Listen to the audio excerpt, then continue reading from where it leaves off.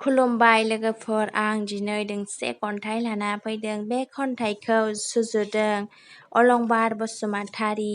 बे खन्थाइखौ आवरायगोन हेमानि बसुमतारी। खन्थाइनि मुं हारसिं जाबाय जिउआव। दानिया जों खन्थाइखौ आवगायलांसिगोन लोगोफोर। नों आंनिफ्राय थांनाय समनिफ्रायनो आं अरायबो गावखौनो गाव हारसिं मोनग्रा जाबाय। मिथिया मानो नोंनिल' महर जाखांफैबाय थायो, खनले जाबाय थायो।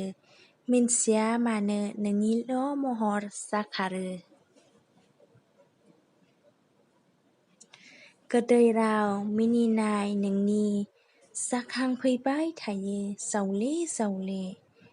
बे आंनि फाग्ला गोसोआ मा जाखो?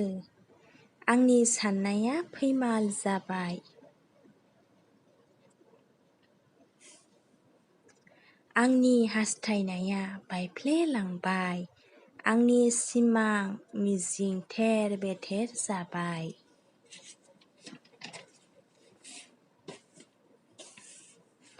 बेनोमोन नामा नोंनि बुंनायफ्रा? गोदै राव बुंनायफ्रा मा जाखो? आंखौ मोजां मोनो गोसो गैयामोनब्ला आंनि गोसोजों फिलिंसजों गेलेनो नाङामोन। आंनि जिउआव मानो फैयामोन? फैनानैबो आंनि जिउनिफ्राय मानो गोजान जाखो नों? आंनि गोरोन्थिया मामोन? बुंना हो समायना।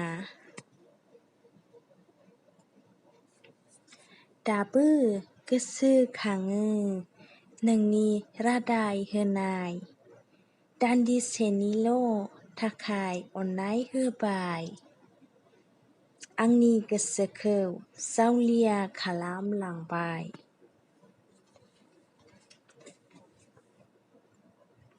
नों थांदो सना, आलो गोजोन संसार जाहैदो। आंखौ निमाहा होदो। टेक केयार बाय।